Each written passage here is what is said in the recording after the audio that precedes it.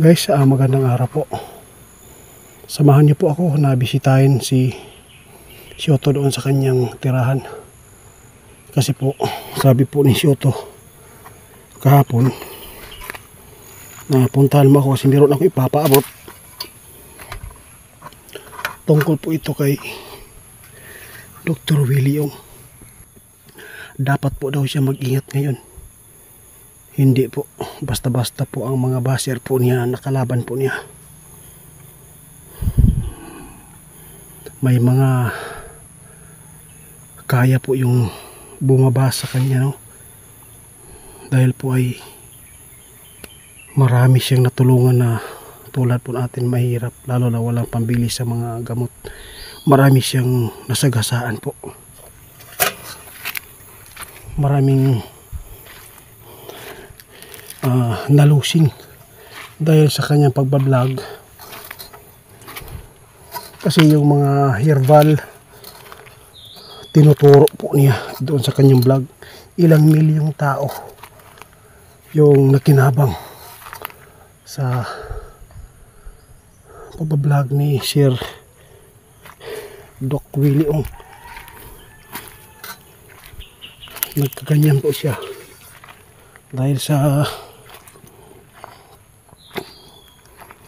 pagsubok ngayon. Ang sabi ni kaibigan Shoto, dapat po daw siya mag-ingat. Delikado ang kanyang buhay, lalo na marami siyang nasagasaan.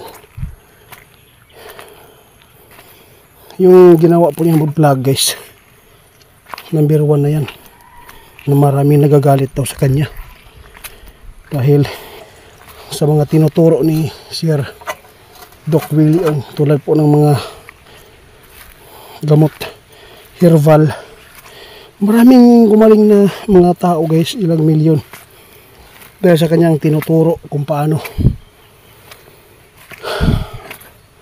malunasan yung mga sakit po ng mga tao na walang pambili ng gamot.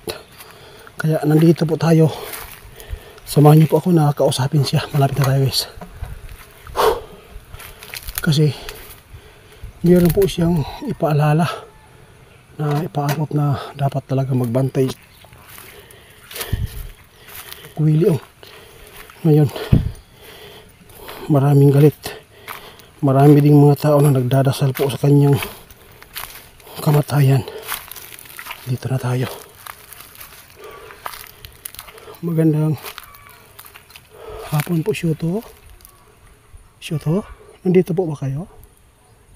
Nandito po ako, kaibigan. Nais ko lang malaman kung ano pong ipapaabot po niyo sa mga tao.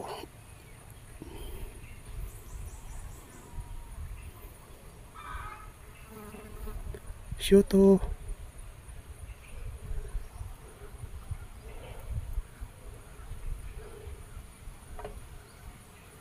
Shoto.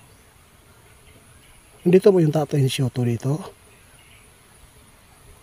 Wala, guys, wala tayong mahimo. Maso importante silang trabaho, kaya balikan lang natin mamaya, guys, para matanong natin kung ano talaga ang nangyari po kay Doc Willie, lalo sa mga basher po niya na mga mayayaman pala, dahil pala maraming nasagasaan si Sir Doc Willie sa mga ginagawa po niyang kabutihan sa mga tao.